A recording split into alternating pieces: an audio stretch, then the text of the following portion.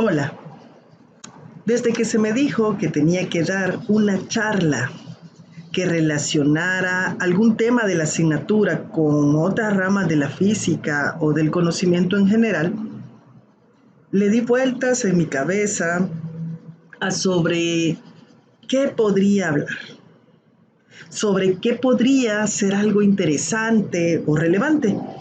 Y me decidí por la entropía y el fin del universo. ¿Por qué?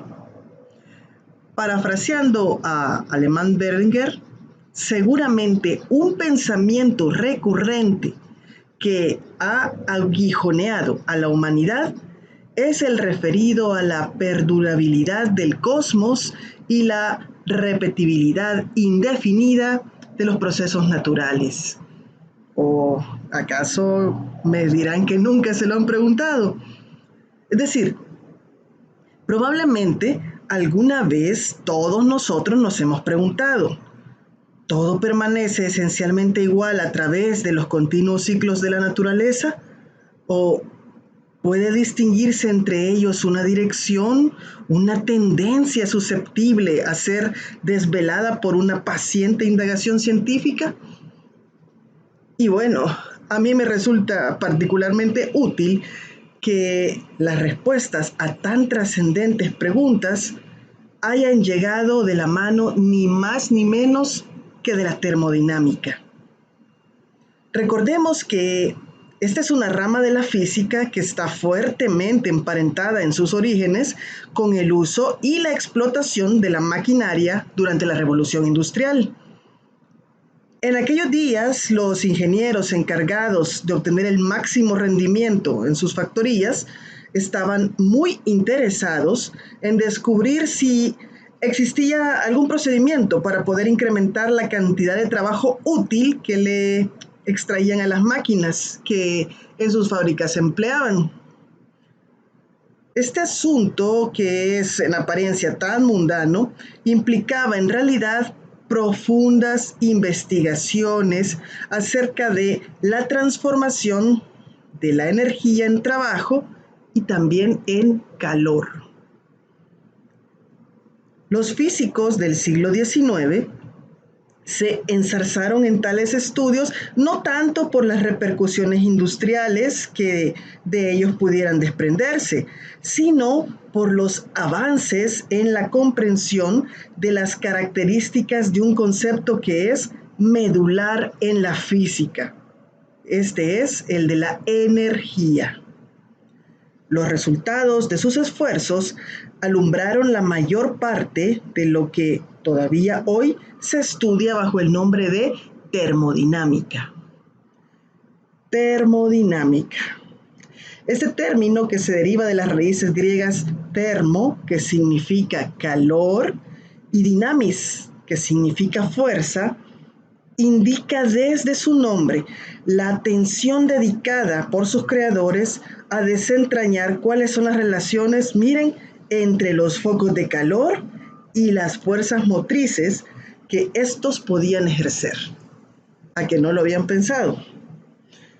El cuerpo teórico de la termodinámica se asienta sobre un conjunto de leyes que parecen ser soberanas en todos los campos de la naturaleza y también parecen actuar como principios genuinamente fundamentales del mundo físico.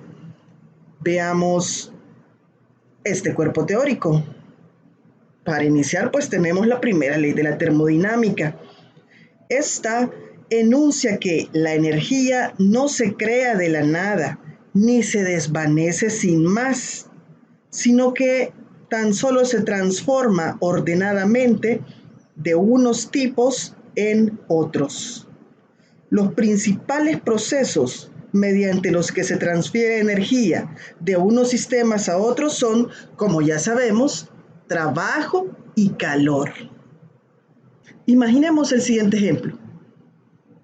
Cuando un remolcador arrastra una embarcación averiada hasta la costa, la energía generada por el motor de la nave remolcadora se emplea en el arrastre de la nave remolcada y decimos que la primera realiza trabajo sobre la segunda. En cambio, si el remolcador permanece amarrado a puerto con el motor en marcha, el único efecto conseguido será calentar sus piezas y sus engranajes. Es decir, la energía del motor se ha disipado como calor. En los dos casos expuestos, nada de la energía producida se ha perdido. Simplemente en el primero se ha transmitido a otro cuerpo en forma de trabajo. Y en el segundo caso se ha transferido al ambiente como calor. La primera ley de la termodinámica es básicamente la ley de conservación de la energía. Determina la imposibilidad de que las máquinas funcionen sin combustible o cualquier otra fuente de energía motriz. Esto es lo que se conoce como la imposibilidad del móvil perpetuo de primera especie. Pues, de lo contrario, la energía que mantuviese la máquina en funcionamiento habría aparecido de la nada. Esta primera ley de la termodinámica, sin embargo, no establece nada sobre el grado en que determinada cantidad de energía puede convertirse en trabajo útil. Y este era un asunto de primera magnitud para los ingenieros, quienes sabían que cuando un motor está en marcha, pues produce trabajo, pero también produce calor. Y además eran conscientes de que cuanto mayor fuese el calor generado, entonces menor era el trabajo útil obtenido. Sería muy conveniente, se dijeron ellos, conocer las normas que regulan esta clase de situaciones. Entonces la termodinámica aportó de nuevo la solución, esta vez a través de su segundo principio, conocido como ley de la entropía. En su versión más simplificada, declara que cualquier sistema físico debe poseer dos de sus partes a diferentes temperaturas si deseamos obtener de él trabajo útil, definiendo una magnitud denominada entropía como la cantidad de energía transferida en forma de calor desde la parte caliente hacia la parte fría, dividida entre la temperatura a la que se sucede la transferencia. Resulta que el trabajo útil extraíble de un sistema es inversamente proporcional a su entropía. Cuando la entropía de un sistema dado alcanza un valor máximo, este se mantiene constante en el tiempo. El trabajo útil extraíble entonces es cero y la temperatura se hace la misma en todas partes. Recordemos este punto más adelante. Otro modo de expresar la segunda ley de la termodinámica es el que establece que en un sistema aislado, recordemos ese concepto, un sistema aislado es uno que no intercambia ni materia ni energía con su entorno. Bueno, en un sistema aislado, la entropía siempre aumenta o, en caso de alcanzar su máximo, permanece constante, pero jamás disminuye por sí sola. A ello se debe que las máquinas se desgasten, que las rocas se erosionen y que la vitalidad de los organismos decaiga. O sea, envejecemos. No es cierto, pues, que el comportamiento cíclico en la naturaleza no introduzca en ella cambios sustanciales. De un modo u otro, la entropía siempre acaba creciendo y la energía se degrada en su capacidad de producir trabajo y la temperatura tiende a hacerse uniforme por todo el universo. Esta circunstancia nos brinda un peculiar procedimiento para distinguir el pasado del futuro, pues los estados de mayor entropía serán los que se encuentren en el futuro de aquellos que tengan menor entropía. Y este es un hecho tan esencialmente irreversible como el mismo paso del tiempo. Imaginémonos que nos proyectan un video donde se ve un péndulo oscilando, va de derecha a izquierda, de izquierda a derecha. Sin mayores detalles, nos resultaría imposible decir si el video estaba siendo proyectado hacia adelante o hacia atrás, ya que en ambos casos el péndulo se limitaría a oscilar de un lado a otro. Eso sería un ciclo en el que no se degrada la energía. Pero si en ese video apareciera un charco de agua derramada saltando para retornar al vaso del que se había caído, entonces no abrigaríamos dudas de que estaba siendo proyectado a la inversa. El agua derramada no regresa espontáneamente a su recipiente, ni los jarrones de porcelana china se recomponen de sus pedazos por sí mismos cuando caen al suelo.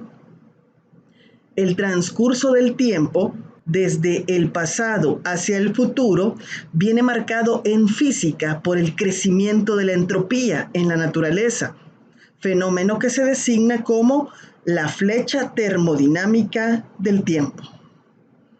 Y aquí es donde se pone creepy la situación.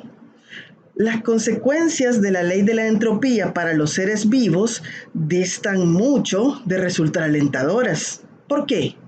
Bueno, porque la vida se sostiene gracias al flujo constante de energía que los organismos recibimos de nuestro exterior, ya sea en forma de luz, en forma de calor, en forma de alimentos, en forma de oxígeno.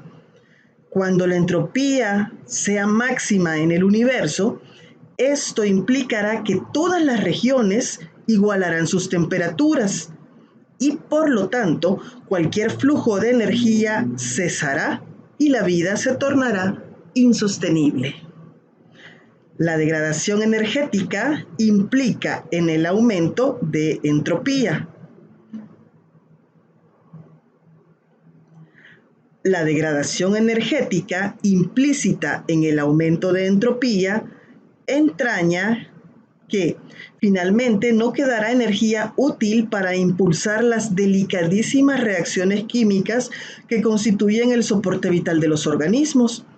A fin de cuentas, todos nuestros alimentos proceden directa o indirectamente de la actividad vegetal, bien sea porque consumamos las mismas plantas, como yo, ¿verdad?, que soy vegetariana, o bien porque consumamos animales alimentados a su vez con vegetales, como ustedes, que son carnívoros.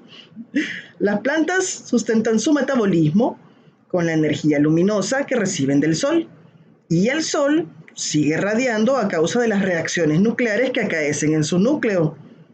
Entonces, toda esta cadena que hemos descrito se basa en procesos que aumentan día a día la entropía del conjunto, la entropía de nuestro entorno, la entropía del universo.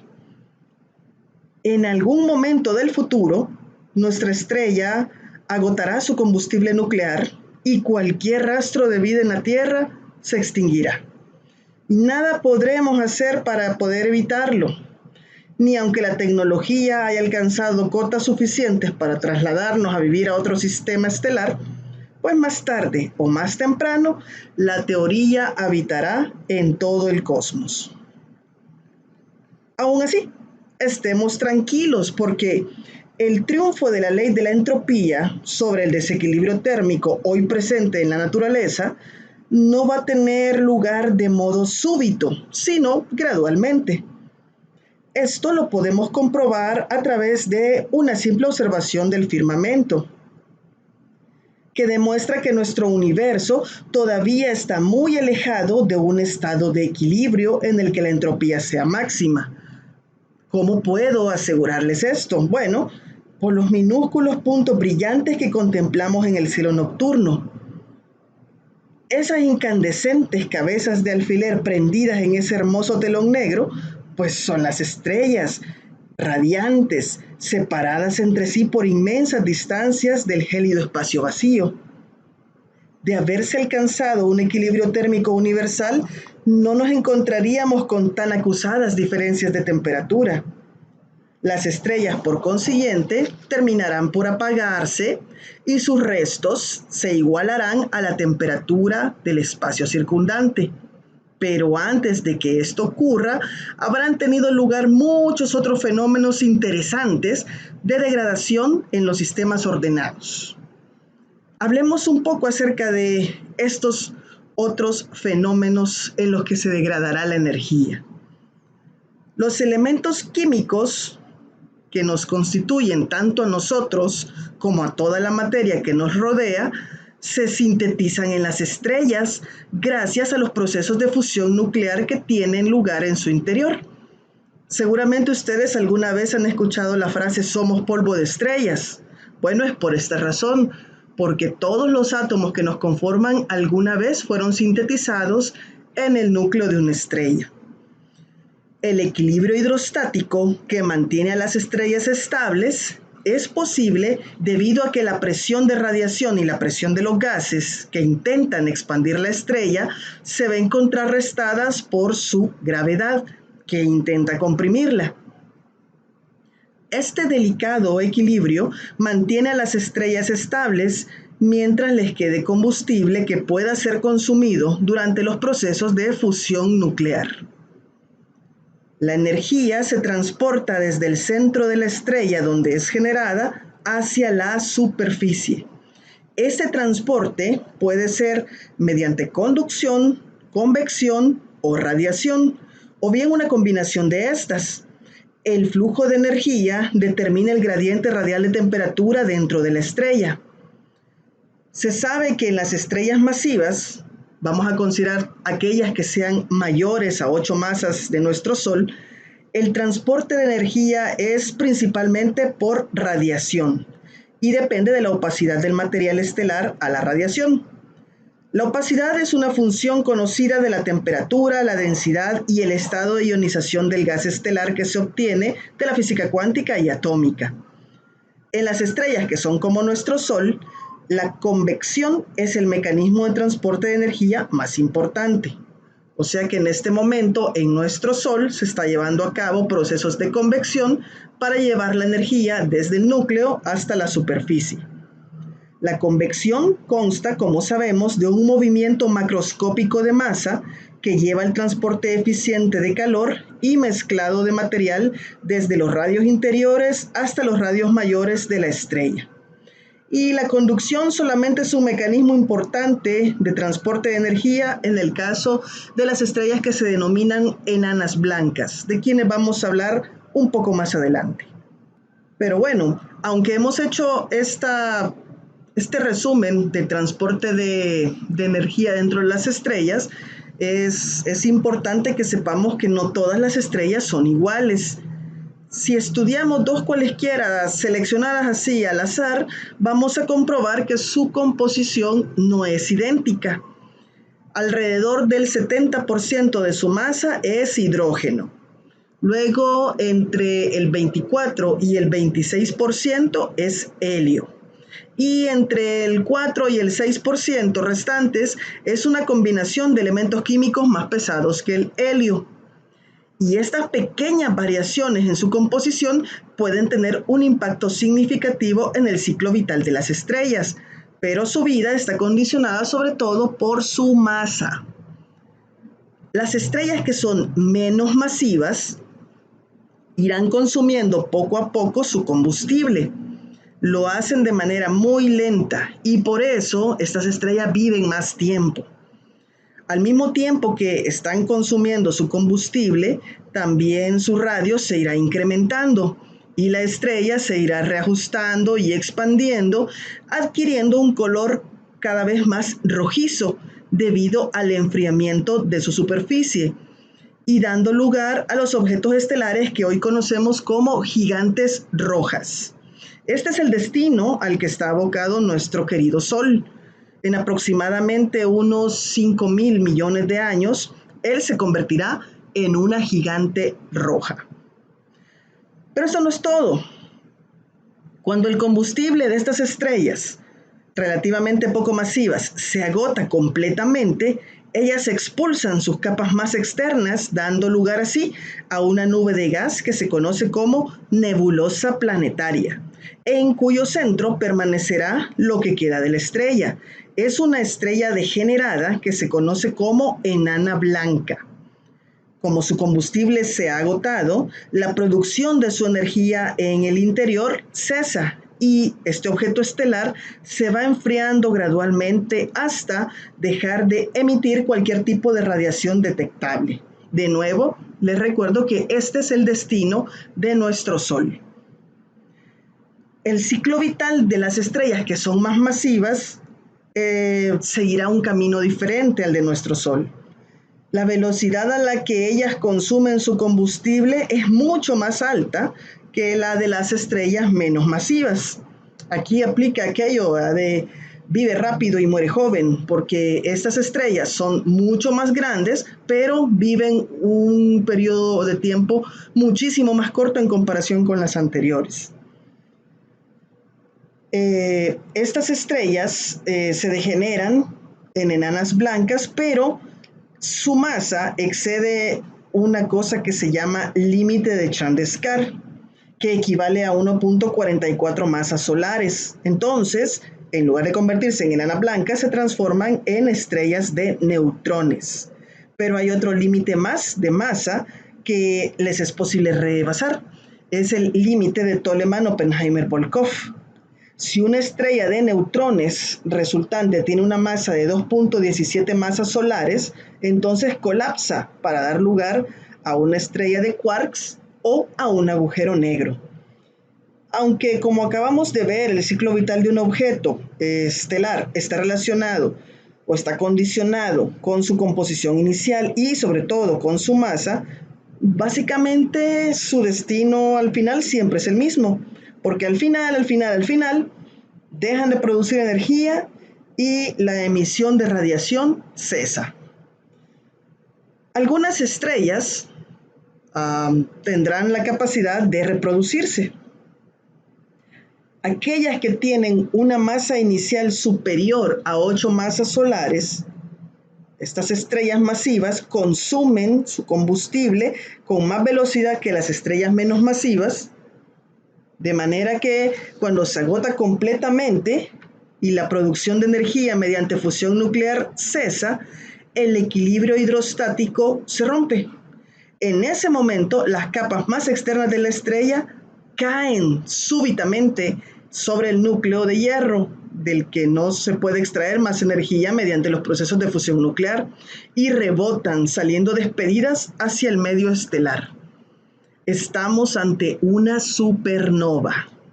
Estas violentas explosiones pueden emitir durante un instante más luz que toda la galaxia que las contiene.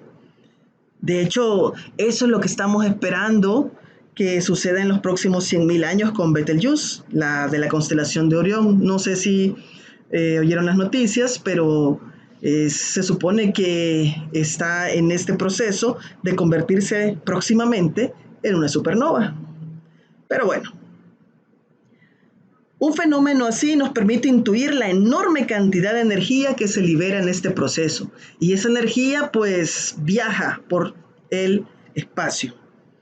Pero lo más interesante es que precisamente las supernovas son las responsables de sintetizar los elementos químicos más pesados que el hierro y también de regar el medio estelar con los elementos que van a dar lugar a las nubes de polvo y gas, a partir de las cuales en un futuro podrán formarse mediante contracción gravitacional nuevas estrellas y planetas. Entonces las supernovas son las responsables del nacimiento de nuevas estrellas. Pero poco a poco las estrellas más masivas que contiene una galaxia irán desapareciendo, por lo que poco a poco las supernovas dejarán de ser un fenómeno tan común. Y con ellas va a desaparecer la producción de elementos químicos más pesados que el hierro. Las estrellas masivas son las que más luz emiten, por lo que la extinción de ellas va a provocar que la luz combinada de todas las estrellas de la galaxia se vuelva más y más amarillenta. Ya estamos viendo un escenario un poco más triste, ¿eh? En esta fase de desarrollo, la materia de la galaxia se encuentra confinada en estrellas de baja masa, que como hemos visto, acaban sus días apagándose bajo la forma de enanas blancas, y también nubes de polvo y gas poco densas que no permiten la formación de nuevos objetos estelares. Los astrónomos han observado y continúan haciéndolo galaxias elípticas gigantes, constituidas esencialmente por hidrógeno y helio, en las que la producción de nuevas estrellas simplemente ya se detuvo. Sin embargo, La galaxia puede continuar emitiendo luz durante miles de millones de años mientras permanezcan activas las estrellas de baja masa, que como dijimos, viven por más tiempo. Y también los residuos estelares continuarán emitiendo luz por millones de años. Pero al final, todas ellas se extinguirán. Y la galaxia estará ocupada únicamente por enanas blancas, por estrellas de neutrones, por enanas marrones, por agujeros negros y planetas. Y todos ellos irán enfriándose paulatinamente hasta alcanzar una temperatura próxima al cero absoluto. De alguna manera, acá la galaxia morirá. En el centro de cada galaxia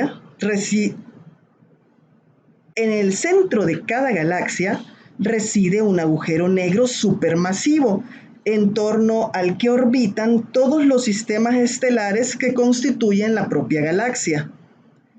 El destino final de una buena parte de estos objetos, residuos estelares, planetas y otros agujeros más pequeños, son engullidos por el agujero negro supermasivo a causa de la pérdida de energía provocada por la radiación gravitatoria. Este fenómeno provoca que la órbita de los sistemas estelares decaiga sobre el agujero negro central, alimentándolo.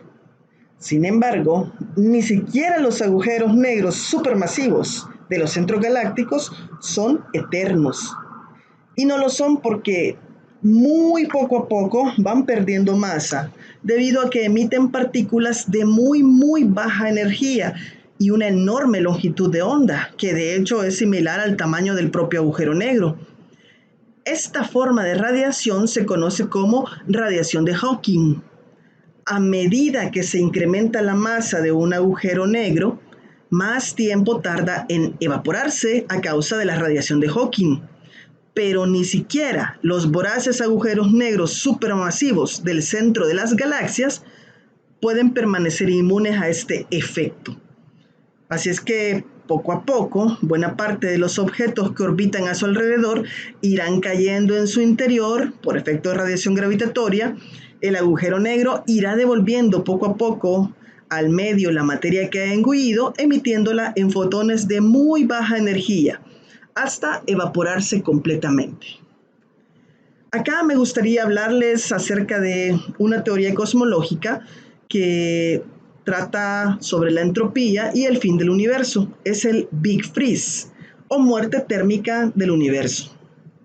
Esta, como les digo, es una hipótesis cosmológica sobre el destino final del universo, en la que se supone que éste seguirá expandiéndose infinitamente. Es decir, en esta teoría, en esta hipótesis, se asume que el universo es abierto y está marcada por el triunfo de la segunda ley de la termodinámica, con la consecución final de prácticamente todos los fenómenos físicos que puedan darse, posiblemente acabando con la muerte térmica del universo. Se ha intentado modelizar la evolución futura del universo en este escenario, detallándose las siguientes eras.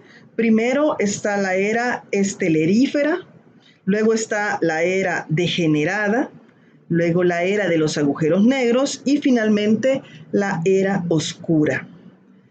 Detallo brevemente cada una de ellas. La era estelarífera es en la cual nos hallamos. Se caracteriza por ser las estrellas los objetos dominantes del cosmos. Gran parte de la energía generada en el universo es debida a los procesos nucleares que tienen lugar en la evolución de las estrellas. Y sin duda esta es la era donde los fenómenos más interesantes ocurrirán. Su inicio de la era fue 1 millón de años después del Big Bang, con la formación de las primeras estrellas, y va a durar hasta dentro de unos 100 billones de años. Estamos hablando de un orden de magnitud de 10 a la 14 años en el futuro, cuando finalmente se dejen de formar estrellas y todas ellas se hayan apagado. El futuro en esta era estará marcado por el progresivo agotamiento del gas interestelar y con él una progresiva disminución de la formación estelar, es decir, de estrellas, disminuyendo las estrellas que se forman y aumentando la proporción de cadáveres estelares, es decir, va a aumentar cada vez más el número de enanas blancas, estrellas de neutrones, estrellas marrones o agujeros negros que se consideran cadáveres de estrellas. Luego viene la era degenerada. En esta era, los objetos dominantes van a ser los restos densos, inertes y fríos que durante la era estelarífica fueron las estrellas. Es decir, acá van a abundar las enanas negras, las estrellas de neutrones y los agujeros negros. Se estima que esta era va a durar aproximadamente desde 10 a la 14 años y al menos hasta 10 a la 32 años. Será un universo prácticamente oscuro para un órgano como el ojo humano, es decir, no vamos a poder ver luz visible, pero aún seguirá radiando en otras longitudes de onda durante mucho tiempo, en lo que se terminan de enfriar los cadáveres estelares. Luego viene la era de los agujeros negros. Una vez que los protones y los neutrones hayan desaparecido y que la materia haya colapsado, prácticamente los únicos objetos que quedarán de la época actual en un universo muchísimo más grande y frío y oscuro serán los agujeros negros. Pero ya dijimos, ni siquiera ellos son inmortales y decaerán mediante la emisión de la radiación de Hawking. Los cálculos muestran que un agujero negro con la masa de nuestro Sol desaparece en aproximadamente 10 a la 66 años. Si tenemos un agujero negro que tenga la masa de nuestra galaxia, entonces dejar de existir le tomará aproximadamente 10 a la 99 años. Y otros más masivos, pues se van a tardar un tiempo superior a ese. La era de los agujeros negros acabará con la desaparición de los últimos y más masivos de ellos, alrededor de unos 10 a las 100 años en el futuro. Con ello, desaparecerán el universo, los últimos vestigios de lo que antes fueron estrellas y las galaxias. Finalmente, la era oscura. Los procesos antes mencionados tienen lugar a una escala temporal que es desafiante para nuestra intuición, pero no es nada en comparación con la muerte eterna que tendrá por delante tras la desaparición de los agujeros negros el universo de la era oscura. Este es un lugar inimaginablemente enorme e increíblemente frío, a una temperatura muy cercana al 0 Kelvin, en el que las radiaciones producidas tanto por el Big Bang como por los fenómenos antes descritos ya hace mucho tiempo habrán desaparecido. Quizá jamás se alcanzará el estado de muerte térmica como tal en el universo, y este escenario de oscuridad, vacío y desolación será lo más cercano al concepto de muerte térmica. En resumen, el Big Freeze es el triunfo final de la entropía. Sucederá si el universo se extiende sin límite. Dentro de 10 elevado a la 100 años, se dará una eternidad en la que todo permanecerá oscuro y a una temperatura muy cercana al cero absoluto. Eventualmente, una fluctuación cuántica podría dar paso a un nuevo Big Bang, pero aún así, la cosa es para deprimirse porque, aunque hubiera vida después de la muerte, no puede haberla tras la muerte del propio universo. Sigamos pues con nuestras cosas y muchas gracias por ver.